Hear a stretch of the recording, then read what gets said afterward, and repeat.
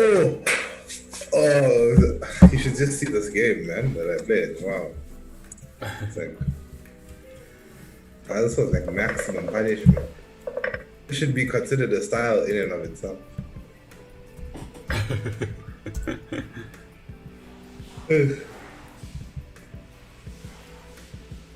Wow.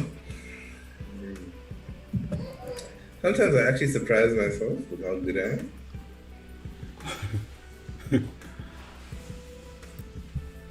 Not very often, but when it happens, it's quite magical. I think today I've just been coaching pretty much the whole day. Oh, really? Who? Different people.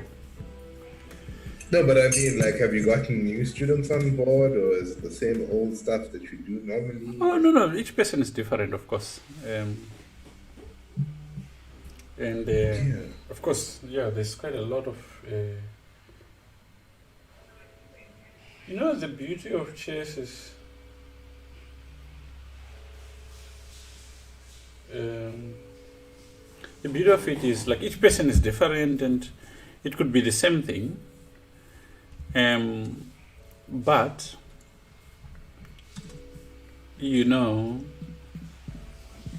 it's like the same thing in a different way. Yeah, because a person has got a different entry point to that particular topic, right? Yeah, 100%, right? And the endowment. Yeah. And some people, understand slowly, and so on, which makes it very interesting. Some get it quickly.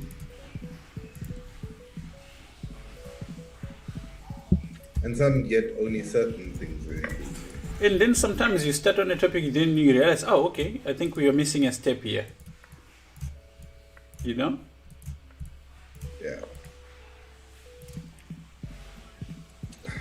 But that's why also approaching chess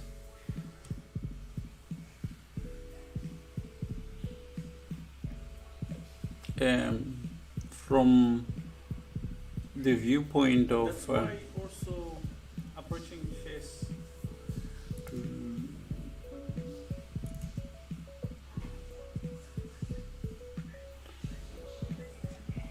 I think today's one is so good you need to share a watch party. Today's one? Yeah. Oh, if you can. Yeah, no, I can. After you lose that game, you can. Yeah, exactly. You know what it is, right?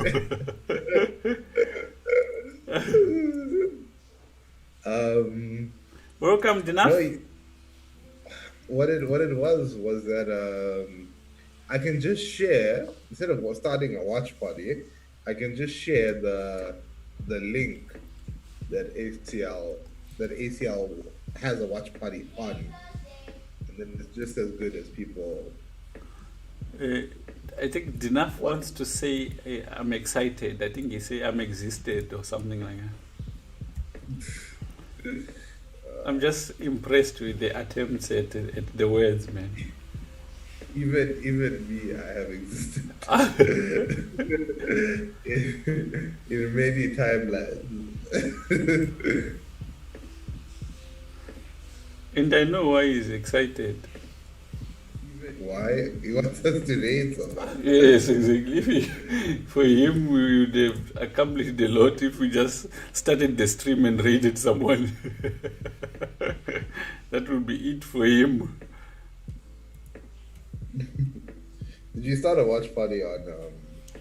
Yeah, I've got 3 pages which we share to. My page, my Facebook personal page, and the coach page and the schools page. Okay. It's a lot of pages. Hey, Killer Frost, welcome.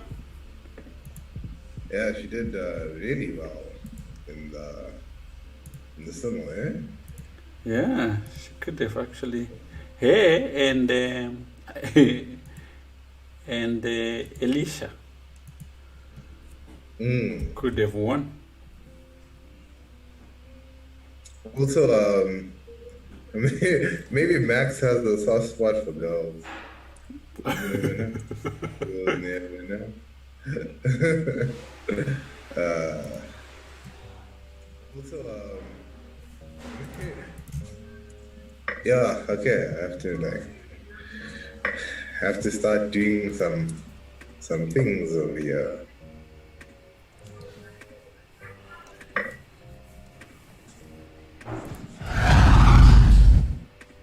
Hey guys, how are you?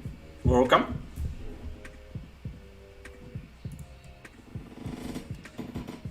I think we can get started.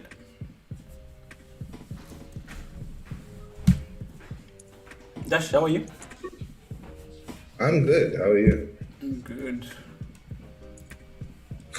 Such a Jehovah man. Yeah, I mean, I had already given you the advice way before, so. uh,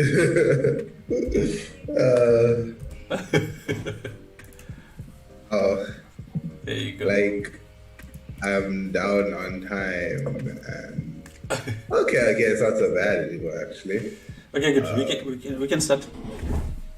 Okay, so today's topic is really interesting and something I've been really wanting to do. Um, for a while,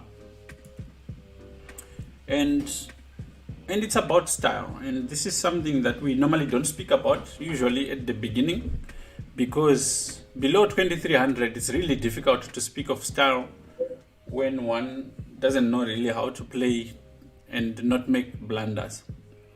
But today we'll jump into it. First of all, we need to understand what style is and what role it plays in your game. So, first of all, if you played just based on techniques and the elements that we teach normally, and your opponent did the same, there wouldn't be a difference in the game. And most likely, if you knew what they know, the game would end in a draw. Now, style is nothing other than a policy for action. So what happens is, like, some people just have got a policy that, well, if in a game an opportunity arises that I will attack, that's the first option of what I will do, and that becomes the way that person's games go. Does that make sense?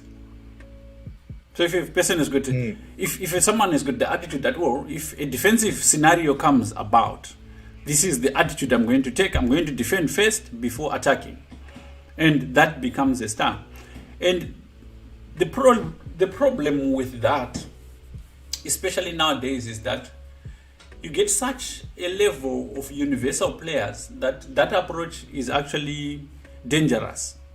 For you to say I'm an attacking player or I'm a defensive player or I'm a this player is to paint yourself into a small corner that it limits your viewpoint. That's why we really never speak about style at the lower end. But the reason why we are going to speak about it is it's interesting to increase your understanding.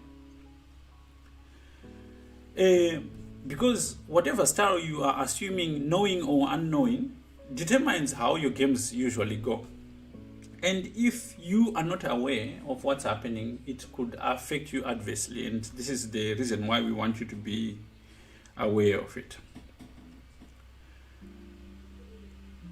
yeah. So what we're trying to say is that if you don't understand, don't worry about it. Yeah, no, it's important to understand. It's important that you also know what's happening, right? And this is what adds character to games, by the way. You know, if this person and that person are playing, it's going to be explosive. Or you know that if contrasting approaches play, you are curious to see, like, so who's going to win, right? And it actually ties in again, like I've been saying before. Everything that we do kind of ties in. So I don't know Absolutely. if you've been thinking carefully, but if you notice, nothing that we say before will be totally like useless for the next lesson. Yeah. So if for those of you who were here for Max's lesson last night, it was a lovely lesson. Um, if you look at how white approaches the King's Indian defense and how black approaches the King's Indian defense, they're just out of the opening, not even just the players, but just the approaches of the openings and the ideas show a contrast of styles, right? Uh-huh. White tries to push for a queenside advancement and a small positional advantage. Black goes all in for a kingside attack, right? So one has an aggressive style, the other one has a slow, patient, you know, what they call accumulating small pluses kind of style, right? Yeah. Hmm. Okay, So it's like good. it's kind of like you gotta. I like to think about it as like I don't know if anybody has heard about the rabbit and the hare, right? Uh, Not the rabbit, the hare and the tortoise, right? mm, One has a slow. Yes, Dinaf, we're gonna start soon. One has a slow approach and another one has a fast approach. okay. Okay, Sanima, you can take it away. Okay, so the other point why you need to be aware of style is because when you read material, uh, it changes your attitude. Hey, welcome, Captain Matt. It's nice to have you on stream. The reason why it's important to also understand style is sometimes you have a bias. Let's say you say I like Kasparov. So every time you look at games, you look at the games from the viewpoint of what would Kasparov only do. Whereas if you're a universal player, you kind of understand, well, I've got a defensive position here. Who's the best defender I can refer to as to how they would deal with the position. So this understanding will help you expand your view of how to look at positions. You're welcome, Moss. It's not a fashion lesson. Yeah, clearly you can see I'm matching my cap to my shirt, Yeah. right? So the first game we're going to look at is Reti playing Alekhine, and the game starts with G3, black goes E5, and white goes knight F3, and black goes E4, and white goes knight D5. Now, if you know Alekhine, it's quite funny that in this position, after E4, knight F6, you have Alekhine's defense, Yeah. right? But when you look at what happens in this game, it's almost like he's playing against his own defense, right? And after knight F4, he goes D5. Hey, Holberg, how's it going? Yeah. So the approach that white is doing, the way white is playing, is very defensive. It's the nature of the setups that he's playing, and this fits or suits Reti's attitude towards play. And the way Alekhine is playing suits him. Alekhine was not one to hold back. He was a very provocative character.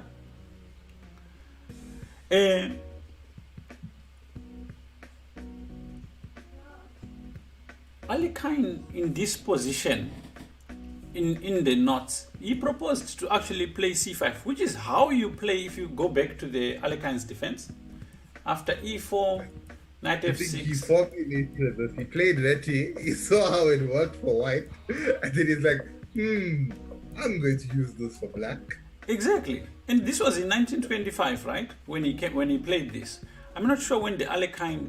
It might be interesting to look into it, because after knight b6, you see, this is the way you kick away in the Alekhine's defense. But here, so he actually suggested that here, instead of d5, maybe he could have considered playing the move c5 in the nature of the Alekhine's defense, And after knight to b3, play c4,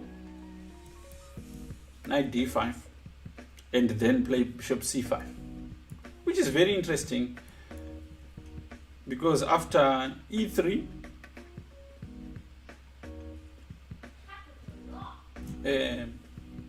you have a very interesting position, which I think favors black because it's got a bit more space than white. But in the game, d5 was played, and this is the idea behind Retti's approach. He allows you to build the center and then he attacks it. So with d3, Alekhine just takes and Retti takes. And this position, What I find really interesting is that both of these players pioneered their own openings. yeah, absolutely. Absolutely. Especially, I mean, Alekhine must have made so much contribution to many different openings. It makes sense. He was a world champion. But when you read these books and you see how original his thoughts were in the openings, it's amazing. Anyway, after queen d3, this gives this position a very unusual character. And if you really want to improve, one of the things I really recommend is studying a lot of games with original positions. Gives you the ability to think for yourself, especially when you see the notes of the stronger players. So here, Just a side note, the Alekhine's defense was started. It was started in 1921. oh wow.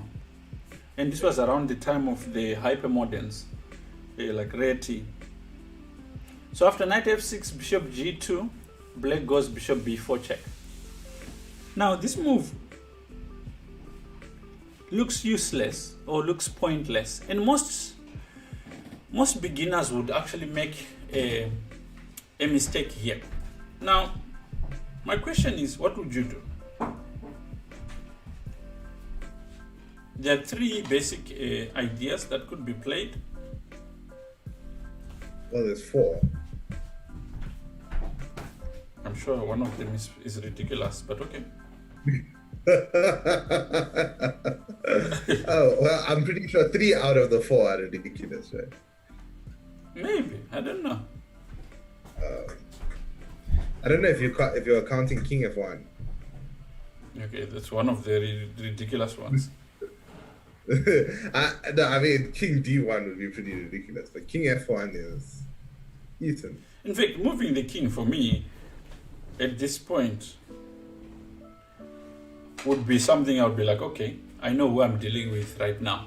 It would give me confidence. if I were playing someone, like logical blow, I get you to relax. Yeah. So what would you do here? It looks innocent as a question, but it's not. Maybe we put a poll for this one because I mean the 3 moves look obvious. Maybe we'll see who has like the superior thinking and why. If we hit this up, right? Okay, I'm going to try. Okay, Matt reckons c3. That's the first idea.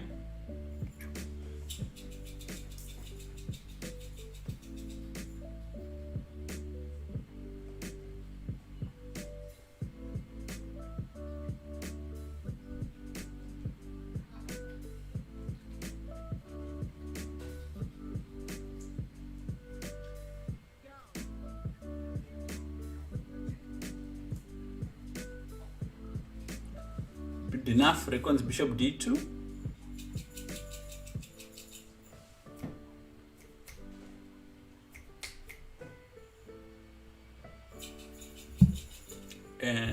If you can only suggest one. Okay, so this is the whole idea behind this move. It forces you to make a decision you don't want to make. So if you were to, if you played c3, this would be a terrible mistake, right? Because if you play c3, you've taken away a square for your knight, and the bishop would go back and settle wherever it wants to go. And your bishop would slowly be imprisoned in your own pawn structure. So moves like this are very subtle. And for most beginners, they wouldn't think of them as a mistake.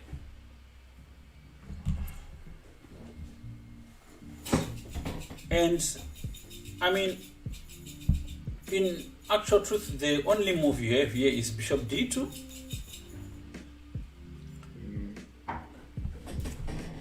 And this is the idea of Normally, the... you want to contest that bishop, right? Exactly. It's the better bishop at present.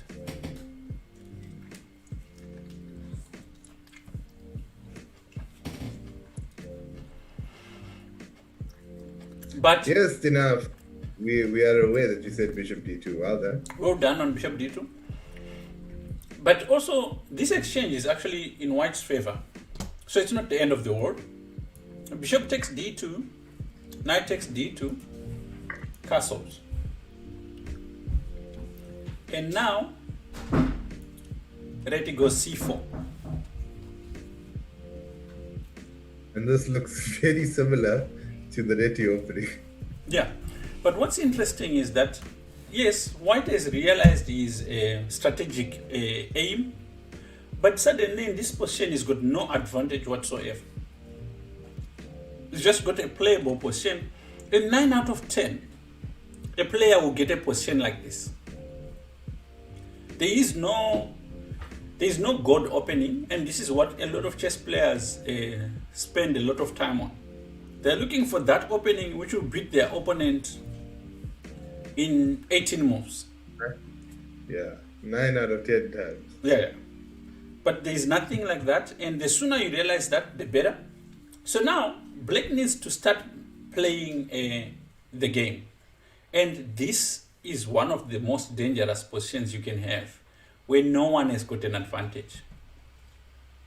And the way you identify these positions if you have a computer is, if you take this position and you put it in a computer, it will say 0, 0, 0, 0. And that is not true, first of all. There is no position like that. The reason why the computer says 0, 0, 0, it cannot calculate anything in it. There is nothing forcing, there is nothing you can do. It's about ideas. And this is where the subject of style comes in. So, what would you do?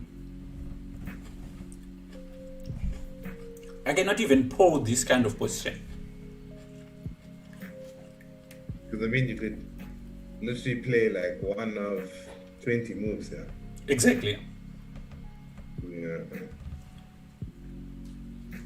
And remember, there is no wrong answer. Okay, I'm joking. There is a lot of wrong. Like a lot of wrong answers, right? Like, But what I'm saying is like what you choose decides your sort of where you lean towards. So c6 would be a defensive move.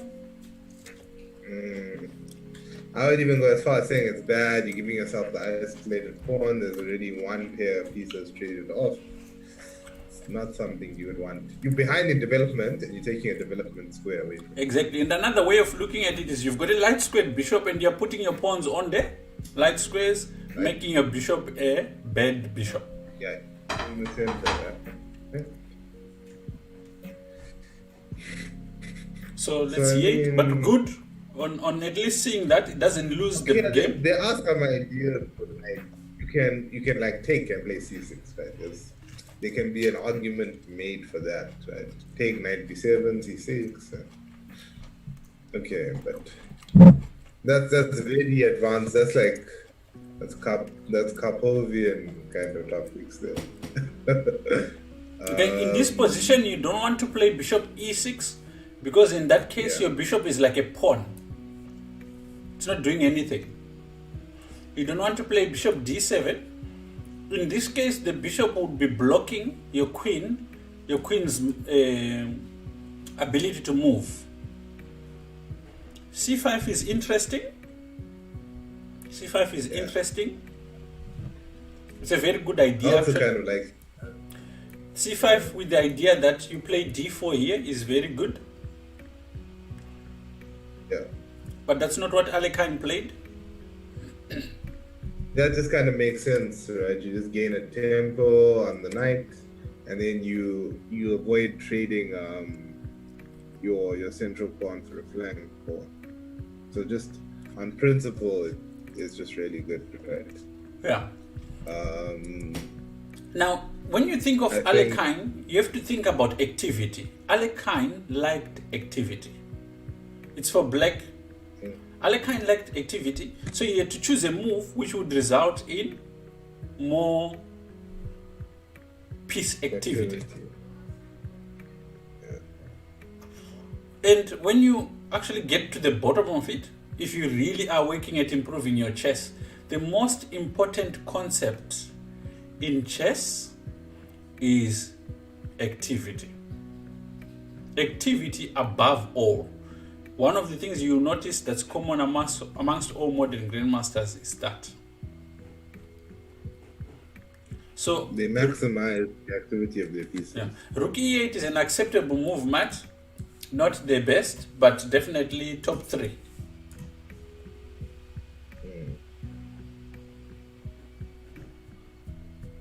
Enough, stop spamming chat.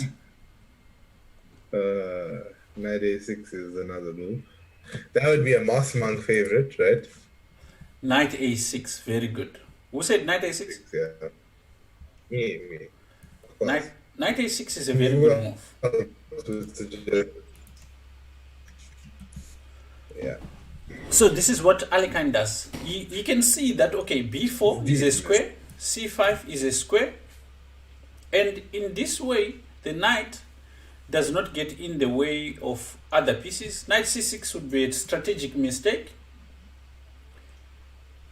After pawn takes d5 first, very important. And now if you take like that, he takes on c6. And now you've got these pawns on an open file. You might as well sign your own death sentence here. So knight a6, very strong. With 2 parts which you cannot defend all at once. So here, white takes on d5. What do you do? Again, question of style, right? It's about activity. An average person will be in a hurry to get their pawn back. Right? Yeah. But the person who's playing is Alekhine. He's not in a hurry to do that. He wants to gain that pawn back, but with activity. Yeah.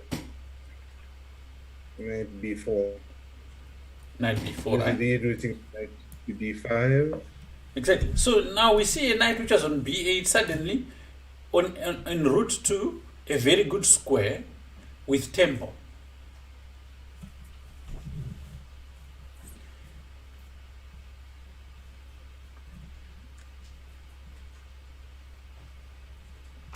So here, white goes queen c4, and after knight b, d5, knight to b3,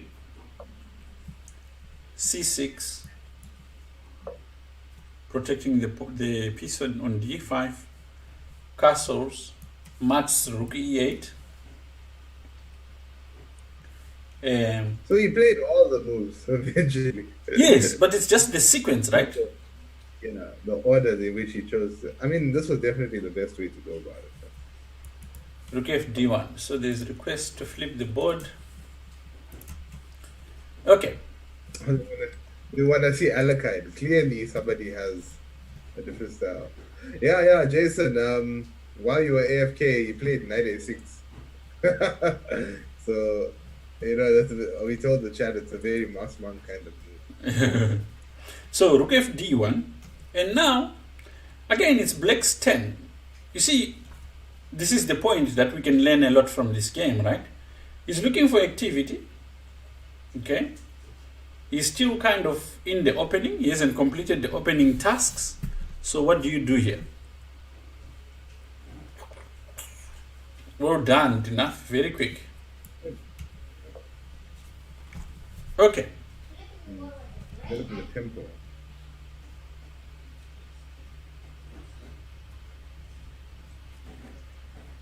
Now, black, if you look at it, has really made progress in the last set of moves. And white goes rook d2. and he goes queen c8,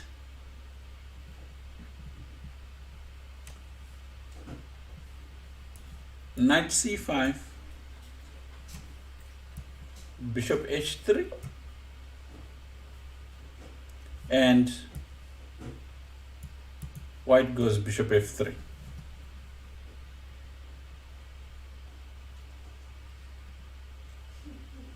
Okay, there was an idea here of winning the pawn on b7 by taking on h3.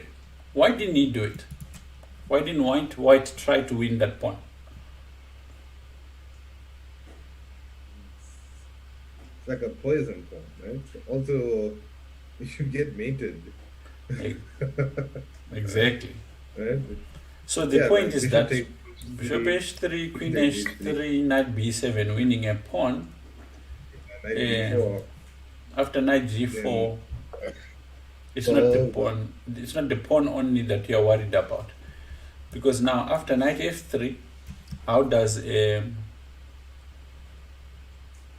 how does black continue? It's very tricky. It's not so Knight simple. e3. Well, knight d e3. Knight D e3. d e3, f e3, Knight takes e3. knight takes e3, queen check. I mean, ooh, king h8. Before we slipped, king h8. King h8. Almost made me look there. You Exactly. almost made. Knight h4. Okay, and then here, yeah, this is interesting. So now you have to go.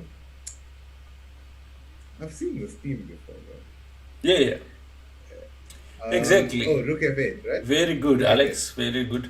King rook to f8, and yes, you're not getting mated, but definitely it's lost for white, right?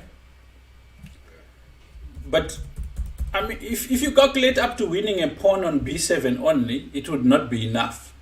So you'd have to see a bit further than that. So in the game, reason why it's hard to see for weaker players would be simply because we teach, well, I mean, everybody kind of teaches you to calculate a variation up until the end of forcing moves. yeah, What people don't realize is that knight g4 is a forcing move. yeah, yeah. Yeah, because it creates a very big threat. So here, Alekhine goes bishop g4, and Reti thinks, okay, bishop g2, bishop h3, bishop f3, bishop g4. So at this point, Reti thinks Alekhine is not happy with the position. And he plays bishop h1. Right?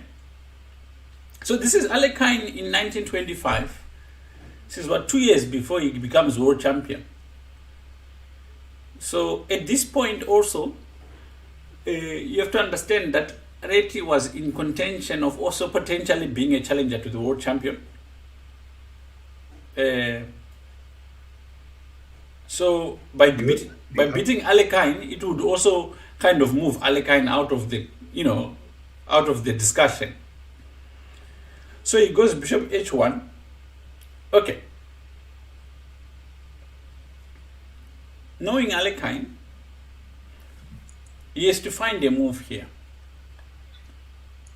What would you do if you were him, thinking that activity is the most important thing for me?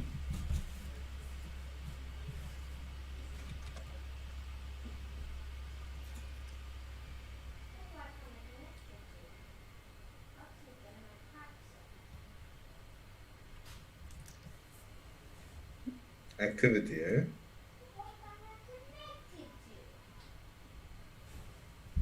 What is it? Mm,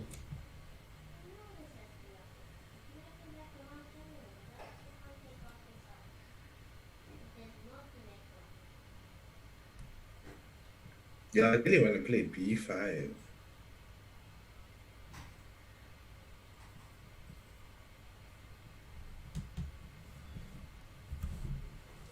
I don't think it's a good move. Yeah, so Moss Monk, the choice is to offer the draw or to lose. So Moss Monk and I had this discussion earlier, Salibu, right? Mm. And he reckons that you should be happy as black to achieve equality. Yeah, And I my think, my counter argument was that I would I never think be if you were satisfied. playing Grandmaster as well, 2700 plus, you could see value in that argument. But playing other patas and you're happy with a draw, you might as well stop playing. Which is why Boss probably stopped playing. Today, I may or may not have evidence that he has touched the chessboard. The jury is still out on that decision. No, I mean seriously, if you are playing chess in Africa and you're happy with a draw, um, Stop playing. yeah, anyone below 2500 should be really trying to win every game because people below they make a lot of mistakes. So rather lose trying to win. That attitude will carry you far.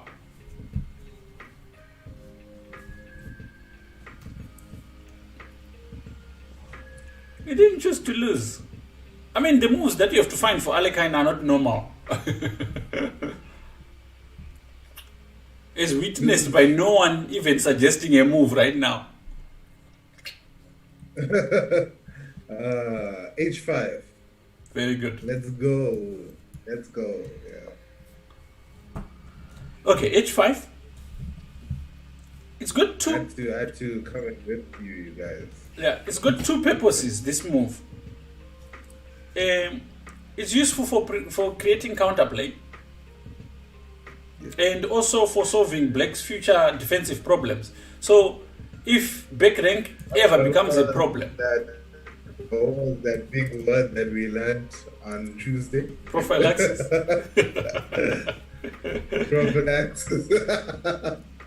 And I mean, if you Everybody in look the at chat, it, say it with me. Prophylaxis. if you look at it, potentially this will weaken the king position after h4, right? Yes.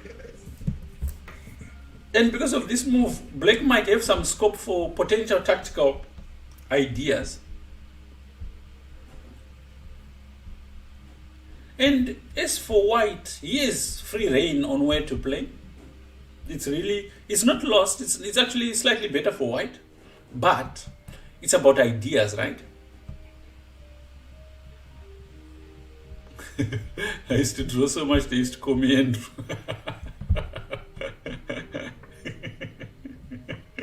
Do you get it, Dash? I mean, I wish I didn't.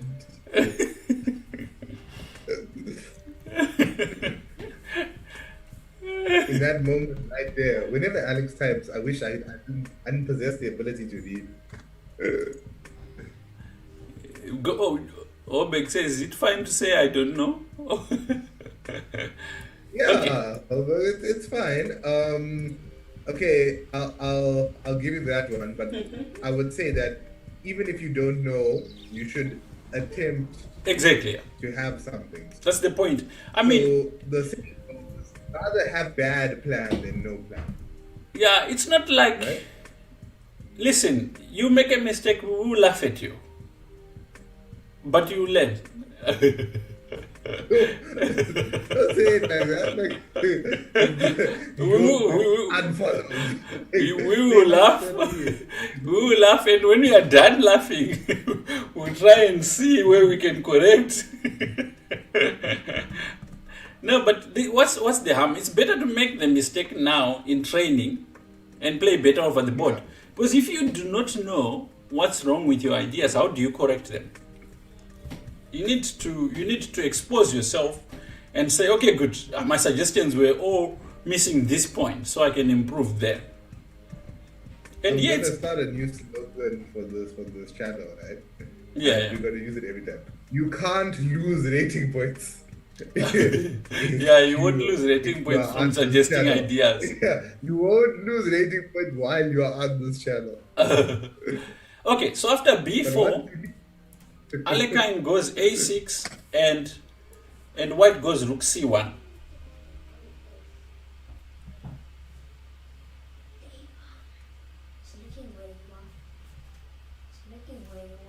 Okay, so what do you do here?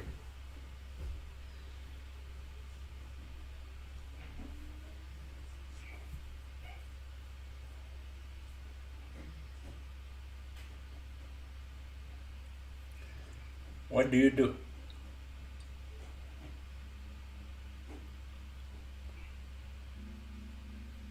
We specifically you chose this continue with game your because plan? it's a difficult game to really keep track, but it's one way you can learn a lot. And it's got H4? very good. It's got a lot to do with his attitude, right? His style. He was not one to sit around. So h4, Yeah, I mean, he took one move out to address b5 with yeah, a6, and now it's like you guys need to understand. Okay, you can't just ignore your opponent's plan, but once you've solidified your position with the way your opponent's trying to play, just continue with what your original idea was. You correct. played h5 for a reason. You can't just play h5 and be like, okay, now I'm just gonna start attacking on the queen side. Yeah. You know? And Hobig, b5 would be a terrible mistake. I mean, it's got a permanent strategic problem here. So you would eventually lose because of these Back, weaknesses. So this would not be a you good have idea. two back and forth that can never liberate each other. Yeah. So h4, he goes a4, and Alekhine takes on g3, takes on g3. Now, there is a principle that every time you change the pawn structure, you must re-evaluate the position. And of course, Alekhine does this. And one of the things he realizes that after taking on g3, this king side complex is very weak.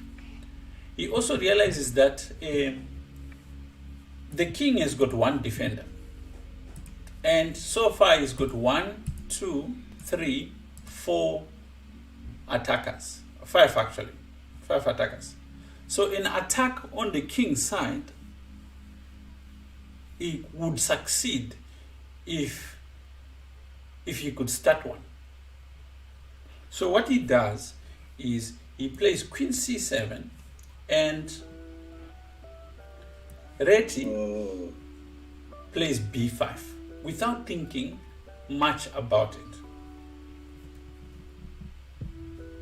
And this is consistent and what Black really wants and was expecting. Okay. Alekhine first plays take on b5. The reason he does this is Introduce the possibility of bringing the last rook into the attack. exactly. So now all his pieces are active. So now he has to start something. What do you do here?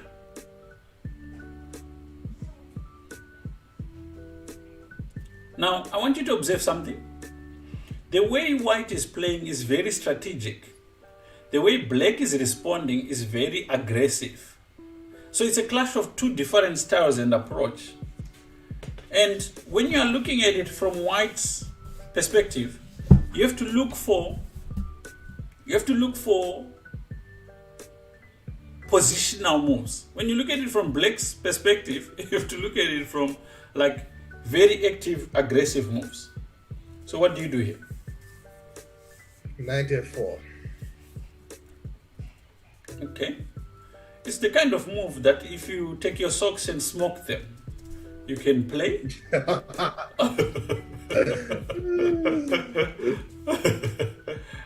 Knight f4 is a very speculative move. It's not based on anything except, oh, I think I should sacrifice something. But the problem is, after knight f4, your opponent takes, and if you take, he plays e3, and there's nothing you can do here. After queen g5, bishop g2, you don't have really anything to threaten the white king with. So a move like bishop Check. here doesn't work because of queen f1. Use the F5. And that's it. I mean, F4 works too. Yeah. f4 might have some strategic challenges to it. So knight f4 is not a good move. Okay.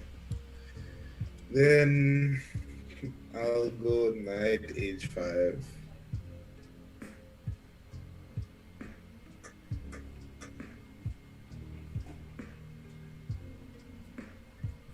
Oh no, I'm lying. What am I saying? Right? You've got to maximize your activity, right? And when you're doing that, you do it on the attack, you do it in order of the value of the pieces. Yeah, b5. Now, take on b5 would be a mistake. Yeah, because the knight takes with the tempo, right? And then your queen must now move, and Yeah. you've lost some energy in your attack, and white just improves his position. Yeah, and Yeah. this is material, right? Okay, that I mean, there's also the thing of losing a piece, right? But Yeah. we won't talk about that. Okay, so this would be I think I see it now, Sanimo. Rook a3. rook a3 would also be a mistake because What? because white will simply cut the rook out of the whatever it's trying to do, and and the strategic pressure on c6 would just simply increase. So this would be the wrong idea. True that. So Terry Flying says rook e3. Very good, Terry. Rook e3. Yeah. Rook e3. So same idea, just. But this time there's nothing to intervene, right? Yeah. Now, this is the kind of move that makes positional players worry, because now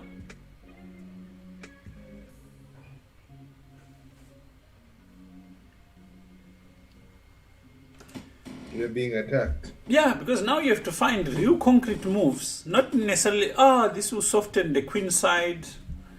It's a completely different approach. If you are not careful, you can get checkmated. So you need to get to the nuts and bolts of the moves, right?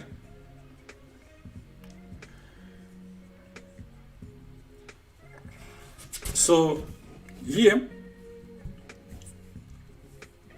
Reti plays the only move of the potential defending moves that would lose, which is knight to f3, which is a serious mistake. And but it looks normal. It looks like exactly what you need. But you see, in this case, right, it disobeys one of our principles, which is backward move, right? Never make a back, right? But let's look at the obvious first. Pawn takes. What's wrong with it? The queen comes in. With queen g3 check. And after bishop g2? Knight takes e3. Knight takes e3. Very strong move, right? And here, after queen d5, which is stupid, you just take on d5 and it's game over. Yeah. So I mean, it goes without you can't take the rook. So you can't take the rook. That's the first thing to look at if you are going to be defending this position. Okay. And then your options are kind of. He could play king h2, but it's not a normal move to want to make this move, because when you're analyzing moves, moves like this one, intending to take on g3 anyway, and if we use the same idea we used in the previous idea to block the knight, you have this move queen e5 with a simple intention of coming to h5. You can see that Alekhine is much more comfortable in this kind of position than than Reti is, right? Now, this is where your opponents can take advantage of you. If you clearly paint yourself in a corner and say, well, I'm a defensive player or I'm an attacking player, your opponents will have the leisure of choosing the kind of positions that they know are ideally not suited for you. So that's why as a player you should aim at being able to adapt to whatever scenario comes about. Okay, so this king h2 idea is not so good. Now another idea is rook d3, but here it doesn't. I think if you're playing, it's easy to reject it based on this rook e2 move. Now knight takes e2, bishop takes e2 is not a happy picture. Knight b7 I found with the computer. I would never have even thought about this move. bc6 and queen b2.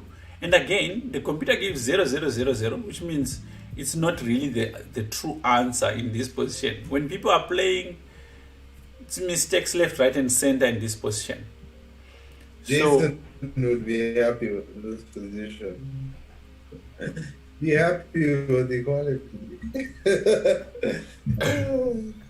You know? Okay, so going back, you can understand why after rook e3, you can understand, because this is, like we said, you know, the game we spoke about that other day. Chess is a game of mistakes. Your job is to try and make sure that your opponent commits or makes as many mistakes as he can, and you win. Of course, you try to play to the best of your ability to make sure that you play as accurately as you can. But there's another thing, right? Do you know who determines the winner, or what determines the winner in chess? Whoever makes the last mistake? Yeah. Exactly. That's exactly it. Yeah. So here, after knight f3, which looks normal, what do you do?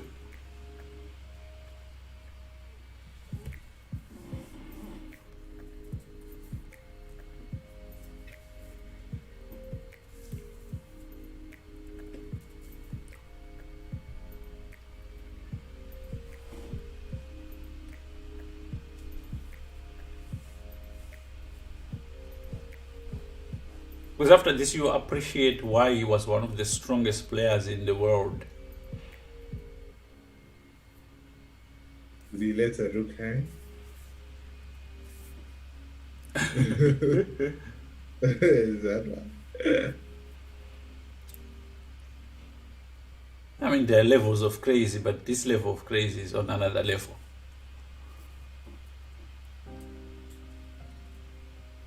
Let me see if I can match that. Queen takes g3. No. Clearly, it's not on my level. Clearly not. He wasn't smoking the same stuff. We have better stuff these days.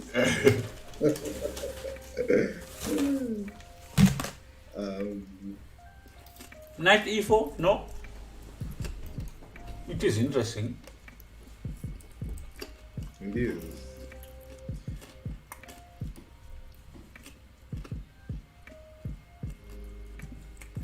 Knight e4 is just a blunder.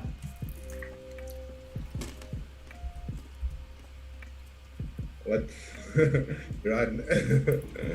Oh, I think maybe it's rook takes knight. Yeah. Oh, look, so just rook takes knight. No, rook takes Queen knight. takes g. It's a very dashing move. Yeah, Alex, I'd probably still meet you in that position. I'm just saying. Rook takes knight would be a mistake. After pawn takes, the king is safe.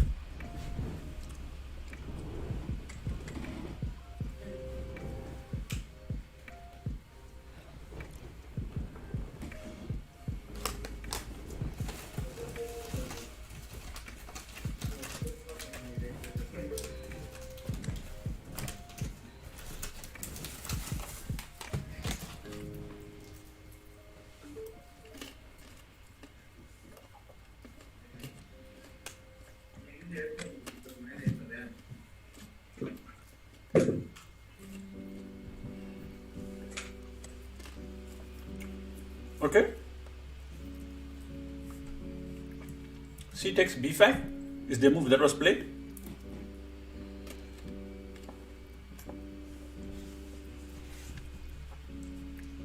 And after queen takes b5,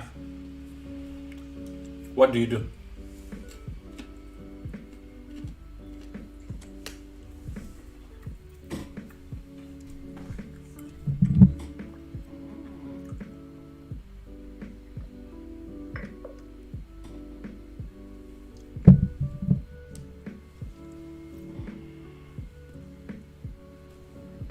Yeah, that's not the way, right?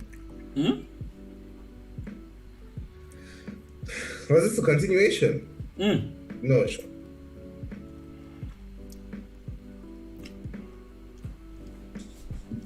No, not knight e4. The problem with knight e4 is that rook takes d5, loses material, and I am assuming that you're planning knight takes on g3, but after fe3 you're just down a lot of material and you cannot recover. So knight e4 is not the truth. Yeah, this is why it was a mistake, because you removed that option of taking on d5 with the knight, which was the stronger option. You know? I didn't understand it. No, so when white played knight f3, Uh-huh. the knight was on d4, it gave you the option of taking back on b5 with the knight, which was the stronger option because it kicked the queen away. Now that you've removed the knight from that square, you no Oh, longer I have see, that I see, I see. Okay, okay. taking on b5 is good in this position actually for black. So you've and well, there's a couple of reasons why knight f3 is wrong. One, it's a backward move, and two, you've taken an option away from yourself, and in addition, you've given your opponent a stronger option in the position. Correct. Well done, Terry. Knight to c3. Very strong move. Disruption tactics. Yeah, it attacks the knight, attacks on e2, blocks the support of the rook to the knight. But to calculate all this, you have to take your head off to Alekhine. This is amazing to be able to see all these possibilities. And after queen takes b7, what do you do?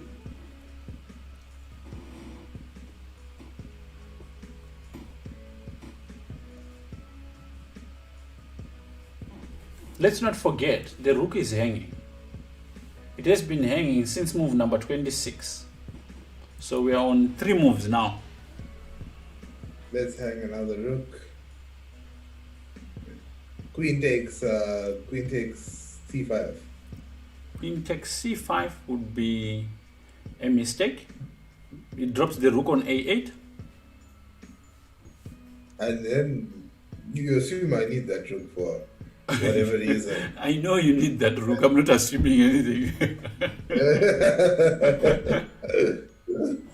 I'll play king h7 after you take the rook, and then Okay, so queen c5, which way you want queen to takes try. with check, king King h7, rook c2. It's not very nice. At some point, Okay, then at some point, I you have- take on e2 with the rook. on what? On e2 with the rook. Come on, dude. Oh, okay. Actually, that's a lot of material. Yeah. Okay. That's that's a lot of heat. So here, queen takes b7. Well done, king mix. Queen takes b7. Knight takes b7. But why? What do you do? Take is a mistake. Yeah? Don't. To take is a mistake. Not for Alekhine, clearly. What do you do here? Clearly, Alaka was the person. Clearly. And then knight takes e2 with check. Yes. Knight takes e2 These are with check. these are like baby tactics, man. Okay, Real men don't but I do mean, stuff. let's look at it. Since move 26, the rook has been in pre on e3. Yeah, Right? very true. Knight takes e2 check. King goes to h2. Okay. He doesn't go to f1. Why is that? Bishop h3. No. Not because of bishop h3.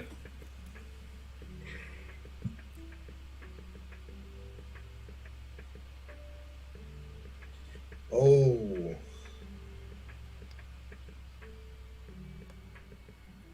no.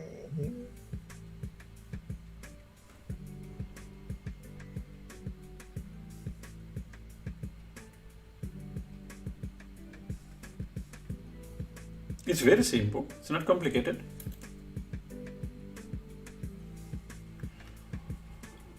And it's because of knight g3 check. Pawn to g3, bishop f3. And here, He just been king f2, knight g4 check. So, very good king mix. So after here he goes king h2. What do you do?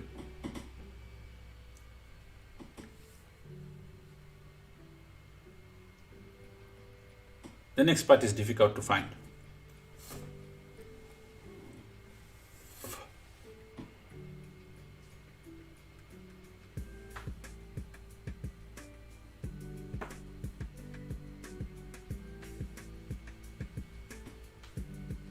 This is a simple position which is very difficult to calculate.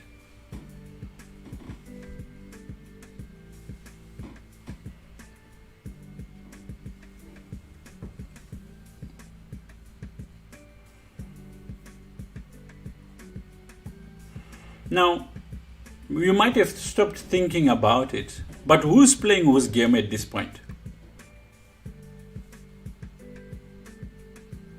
let's say he's playing Alcan. Yeah. Exactly. Alekan is the piper in this game. He is the real pimp.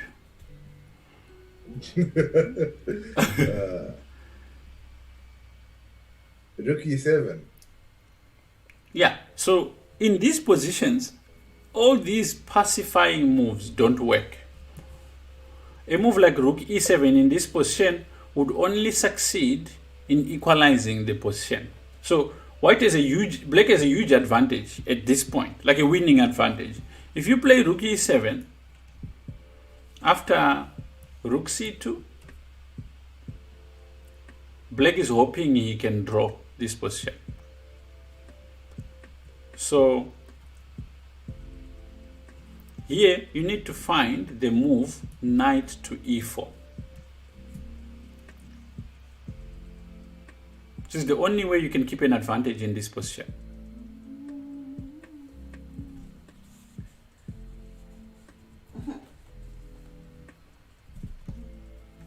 Because now he has no time to take the rook, because Yeah. you just take both of his rooks. Yeah. So rook c4. I want you to observe like two pieces in pre, right? If you take on g3, he takes on d2, takes on d2, and takes on c1. So that's not working. So after knight e4,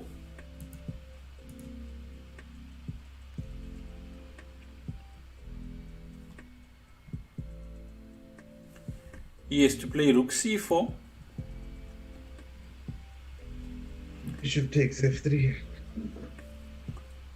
Bishop takes f3 is alright. It's not bad, but it's not the best move. Sure, looks good. Oh, knight takes f2. Yeah. The problem with bishop f3 is that white plays rook e4. And Yeah. for the umpteenth time, you would be surprised. So you just Take on take a f2. pawn, man. Yeah. Yeah. Take on f2. And after bishop g2, just go bishop e6. Everything is protected, so rook c, c2. You go from everything hanging to everything being protected. Exactly. Knight g4 check. And after king h3, He was mad, man. knight e5 check, Man. king h2. What do you do here?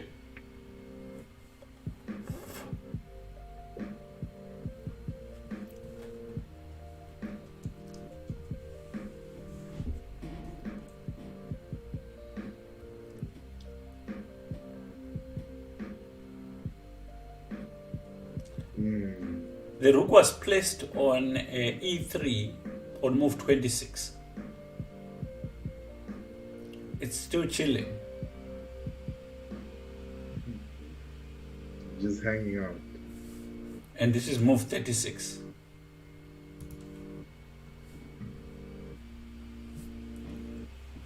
Did he calculate all of this from the beginning? I don't know. I'm not officially a liar for Alekhine, but you know. If you read in his book, he would tell you I had seen all this on move 24.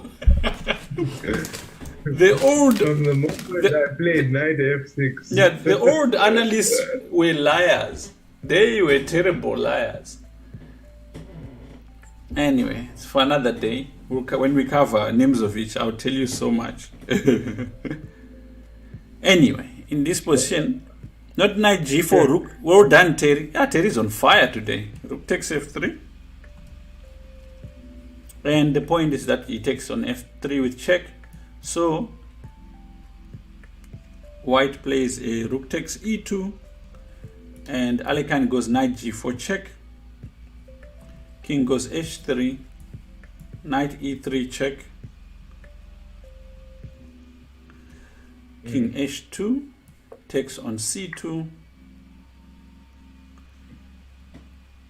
It's like a wind move. And after bishop f3, knight d4. This is a very long combination. And it's very accurate. And the point, the whole point of this is that after, let's say, rook e3, oh no. the rook does not have this square, so it cannot support the knight. No. And Reti resigned. I would call the arbiter and report somebody for. Yeah, like I mean, you can imagine how many times Alekhine would have been accused of cheating if he was living But in. how would you cheat back in those days like this? Yeah, of course. In those days, there was not even an idea of a. authority. But You but were the genius. can you imagine playing like this nowadays? Yeah. People would be like, it would be easy. It would be like, we know Dash cheats. You know? Okay, good. So this is the first one. So tomorrow we'll be looking at, we'll be continuing with this subject. We'll be looking at Petrosian playing Banik. The same idea of different styles and how it affects decision making during the game. So we'll see you tomorrow. Thank you. Hey, Chess Platter King 4635. Welcome. Hey. Welcome to the stream. Yeah. So thank you for coming. We are going to raid someone. Dash. Who can you find? We'll be raiding this Fiona online. Yes, let's raid Fiona. Yeah, we've got a few options here, right? So again. And now you make me feel bad, right? Like I'm only raiding the women these days. Certain things are difficult to hide, Dash. Who said I was hiding them? Thank You're you, welcome, guys. Kiara. Thank you. Let's rate Feeling, Fiona. feeling, She's our friend. okay. Boom.